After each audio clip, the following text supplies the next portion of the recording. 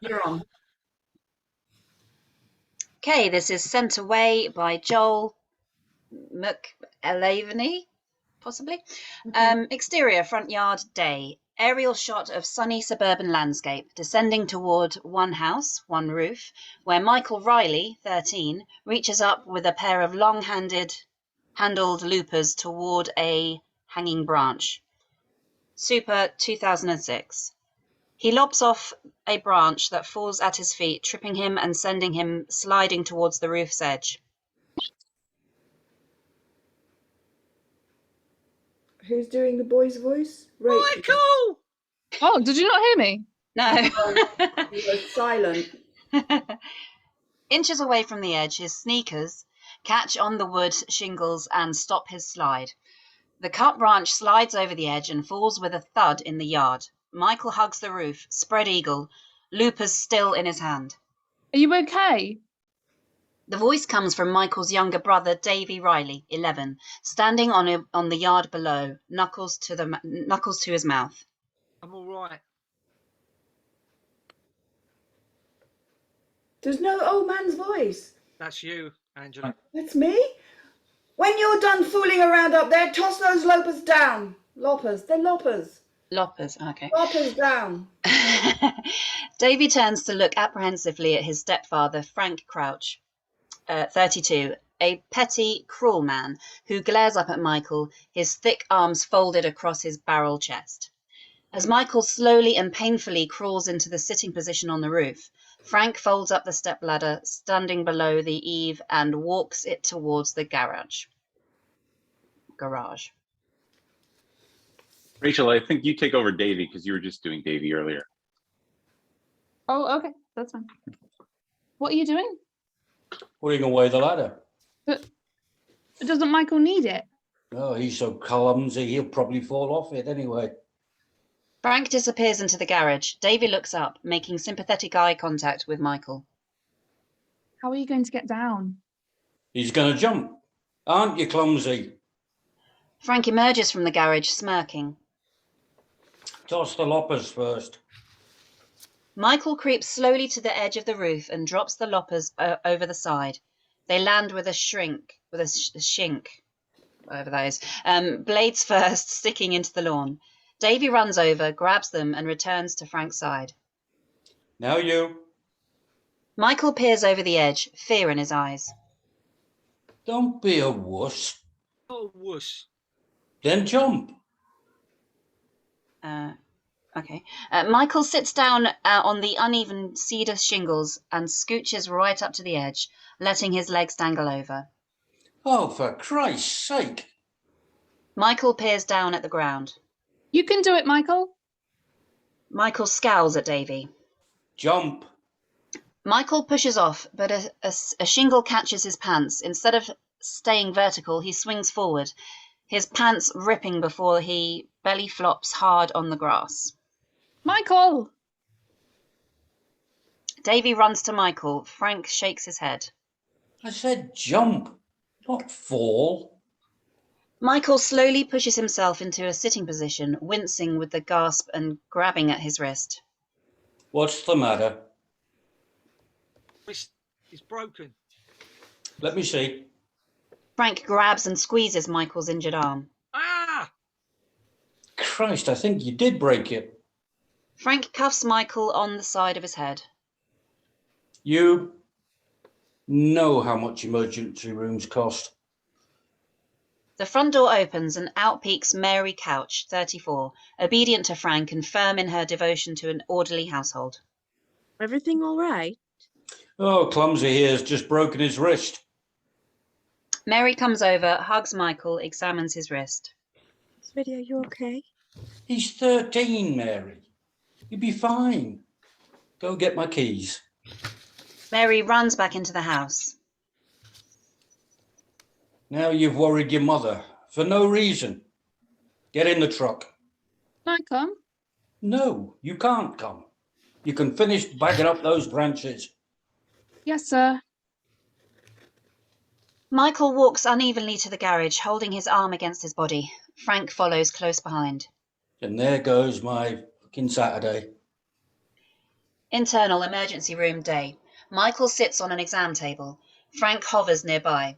Dr. Shuti Tomar, late 20s, sits on a stool next to Michael, carefully examining Michael's now very swollen forearm. Is your son allergic to any medications, Mr. Crack? Stepson. No, I don't think so. I'll check his records. Has he been here before? Once last year. And what for? Michael glances briefly at Frank. Sprained finger. It was an accident. My brother and I were wrestling. Dr. Tomar makes eye contact with Frank, who shrugs. Kids. How did this happen? Oh, who's Dr. Tomar? Ian. Oh, you said that you... Michael fell off a roof? I already said that. Sorry. Fell off a roof. Sorry, okay. How did you manage that? Pants got stuck. Dr. Tomar nods and frowns, not really understanding. Where are you from, Doc? Seattle. No, I mean originally. Dr. Tomar stops for a moment and looks up at Frank. Well, I was born in Portland. Frank nods, dissatisfied. Dr. Tomar smiles and stands. We're going to set the bone and apply a cast. Take about an hour. You can have a seat in the waiting room if you like. Yeah, all right. Internal emergency room later. Dr. Tomar applies the last strips to Michael's cast, which wraps around his thumb and extends halfway to his elbow. Is there anything else you want to tell me about this injury? Michael looks up into his eyes, his mind working. Or the last one? Michael looks ready to say something, then shakes his head and lowers his eyes. Dr. Tomar nods, understanding. Internal dining room night. Michael, cast on his wrist, sits next to Davy at the table as they eat dinner with Frank and Mary. I've broken 3 bones. Just makes them stronger. You hear that, Michael? Stronger. Michael nods, half smiles. How long did the doctor say he has to keep it on? 6 weeks. Just in time for the Scouts trip. Can I sign it first? As soon as the words leave his lips, Davy's hand flies to his mouth. All activity at the table ceases. Mary gives him a stern look and shakes her head. Michael, remind your brother of our dinner table rule. No speaking unless spoken to. Too complicated for you, Davy? Davy shakes his head, tears welling. This be a warning. Boy's getting too old for warnings. Frank starts eating again. The others relax. They eat in silence for a moment. Frank, why don't you tell the boys about the day we met? They've heard the story. Been so long. Wouldn't you like to hear it? The boys nod vigorously as Mary gives Frank a pleading smile. There it is. The smile that stole my heart. Frank turns to the boys, warming to the tale. It was the first day of 6th grade.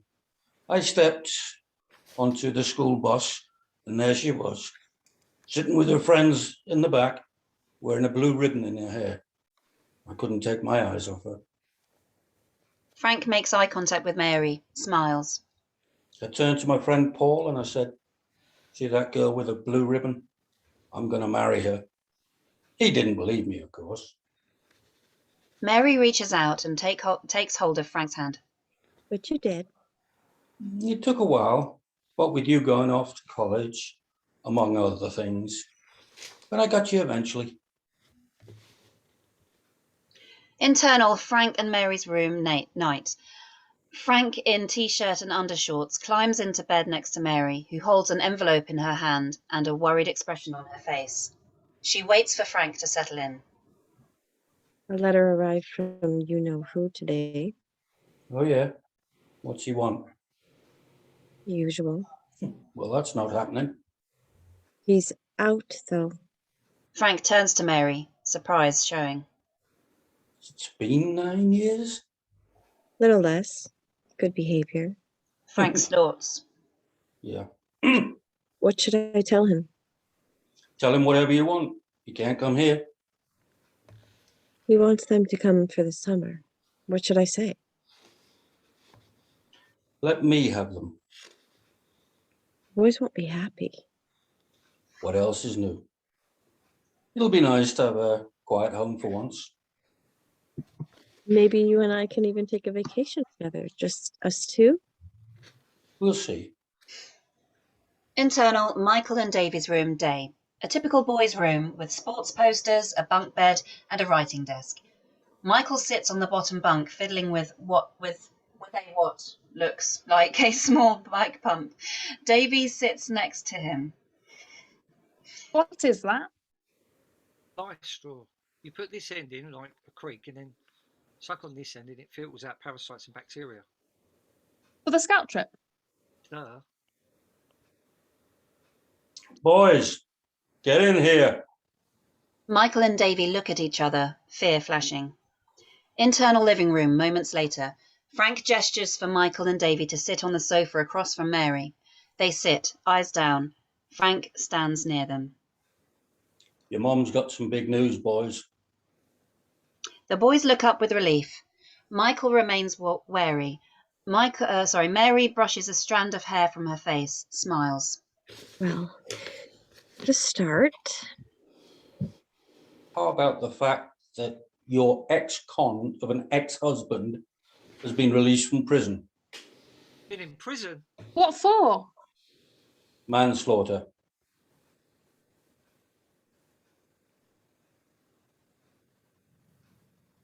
Michael? Sorry, I didn't get the Mary line. When did he get out? We've got isn't that murder, sort of, a lesser charge. When did he get out? Then Mary again. oh, a couple of months ago, I guess. Tell them the rest. Yes, well, we thought it would be a good idea for you to get to know your father now that he's out. The boys look at her, nonplussed. I mean, you boys were pretty young when we divorced, especially you, Davy. You were still in diapers. Michael, do you remember him? Michael thinks, his eyes unfocusing in remembrance. Memory flash. A knife handle protrudes from the back of a body, face down. A man slumps against a refrigerator. Internal dining room, night. Michael shakes his head. Is he coming here? Better. You're going to him. Thank you, guys. Okay, I'm going to start with Chris because you've been listening throughout. I don't really know where the story's going right now. I guess they're going to go stay with their father, and maybe it'll involve him coming back to kill this abusive stepfather. There's like a lot going on, but at the same time, I don't feel any sort of momentum of the storytelling. So like it's 10 pages in, and I'm not really into the story. I think there's some things like the doctor and stuff that could be condensed. So, you know, Harry Potter knows he's a wizard 5 minutes into the movie. So we should know where we're going at some point by this point.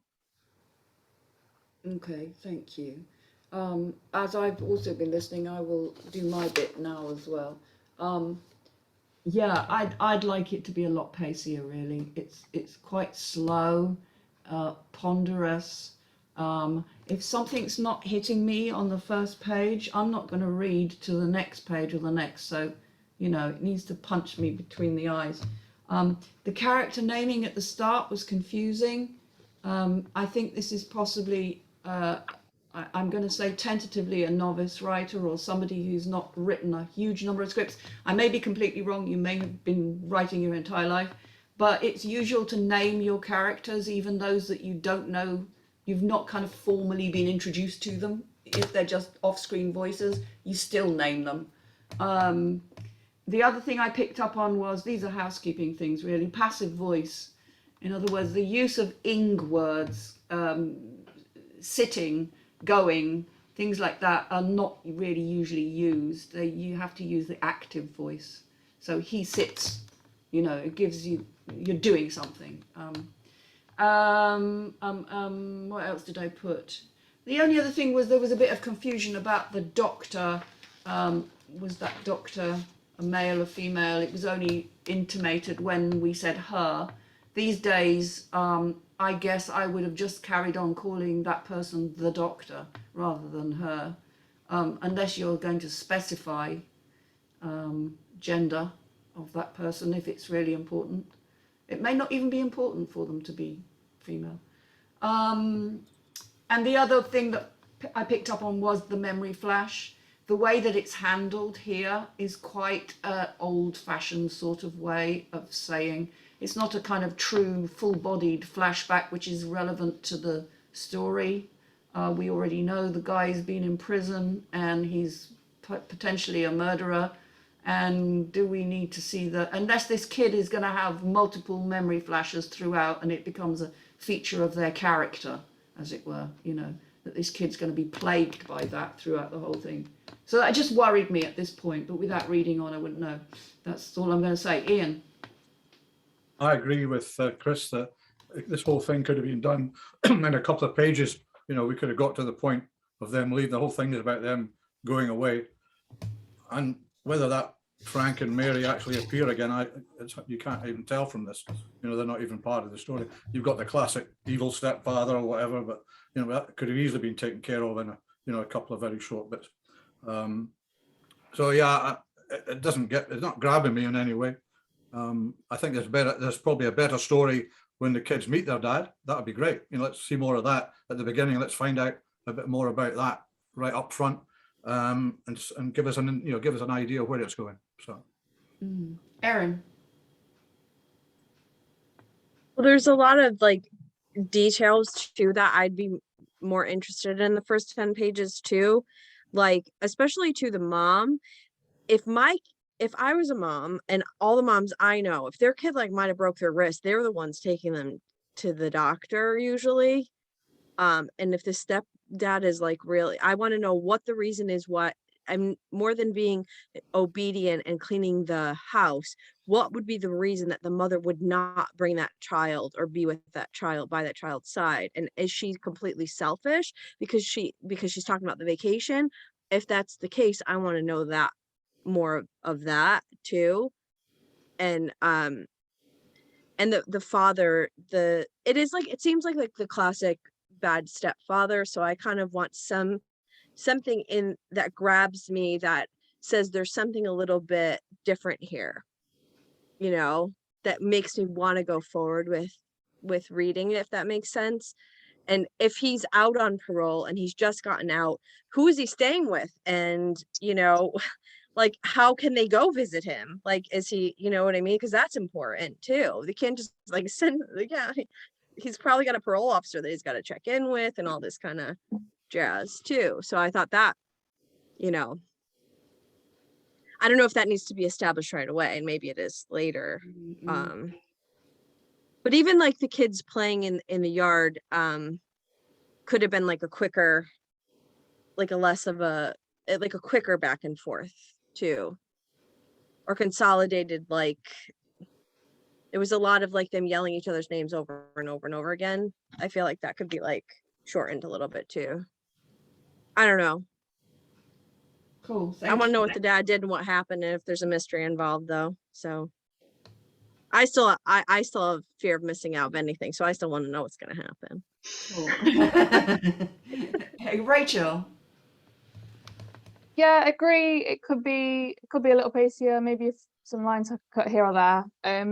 I did really like I think it's page 8, Frank and Mary's dialogue though. For some reason that bit resonated with me, hit me, enjoyed it. So other than that, I think what other people have said, so I won't repeat again. Cool, thank you. Catherine? I pretty much agree with everybody else. It could definitely do with condensing. It might just be me being a bit picky and just my preferences, but I'd prefer to have character breakdowns at the beginning, not interrupting the dialogue about this person is like this and da-da. Age fine, but don't give it's just, it takes you away from the story. You get distracted, me personally anyway. So that bits of it came across more like they're almost written by someone. It's more of a style of a novel than a script or a screenplay in places. I mean, I got the visuals. They were there. I quite liked that. It definitely needs to be a bit pacier at times. The characters, I don't know. I think they need work because they initially come across as quite stereotypical, but then they flow in between. They lose their distinctness every now and again. Like if the father is supposed to be the evil stepdad type person, he should be more controlling and controlling all the way through because he kind of dips and flows, ebbs and flows with it, as does the wife. She doesn't come across totally as submissive because certain things she says, you know, I'm confused as to whether she's supposed to be the put upon wife or just a bit of a bitch that doesn't care about the kids. I'm not sure. That wasn't very clear. So that could do with some work. But yeah, I liked the overall. It might be trying to I mean, it's only the first 10 pages, but it might be trying to put too many things all in one basket all at once. Like too many social issues going on all at the same time with the domestic issues, and then you've got the racism going on as well, and then you've also got some murder apparently. It seemed a bit trying to squeeze everything in at once, but then not condensing it at the same time, so it needs redoing, I think. But I like the idea of the storyline, I think. But yeah, a bit confusing. Okay, thank you. John? Pretty much what everybody else has said. It was, you know, the old adage of making a 5-minute play into 2 hours. It was too stretched out. And to be brutally honest, nothing I haven't read before. There was nothing there that made me go, oh, I want to know what's going on here. Because you were just looking at repeated cliche characters. Like you say, the put upon wife, the over domineering father, the other father who's just gotten out of jail. I mean, they're all kind of, I've seen this so many times. And it was also the fact that, like you say, the father getting out of jail, if it's America, he's going to a halfway house. How are the kids ever going to stay in a halfway house? If he's in England, you know, it's probation officers, it's struggling with council accommodation, all that sort of stuff. You know, they're saying he's just got out, and then it's like, oh, the kids can go and stay with him. You know, he could be staying in one of them 1-bedroom bedsit things, you know. You don't know. Everything's up in the air. There's nothing there's nothing nailed down in it that gives you structure. It's all just drifting and floating. Good way of describing it. David? Yeah, I'm with you. I think it's predictable. I mean, it's such an important subject matter, coercive, abusive relationships, close to my heart. I've written a play about some such thing, but you've got to capture the imagination of people, and you've got to do it quicker, because this has really got to pack a punch for it to be different, for it to stand out, for us to want to make it. It's got to punch us, and it's got to punch us hard, because that's the subject matter we're dealing with. It should be the same when we read it, and if it isn't, then we're going to pass and we're going to move on to the next. So I think it's an important thing that if this is the subject matter you've got to be on your game when you're dealing with this sort of, and if you're not, we're going to pass. Or you've got to fool the audience into thinking they're not an evil stepdad, and then at the end seeing, that's exactly oh my what God, I did. yeah. Exactly that, Catherine. Yeah, but Yeah. I did it because I always used to think that how did this guy get away with going to court and coming out, and the kids getting put back with the father in my story? So I thought, well, this guy's a great actor.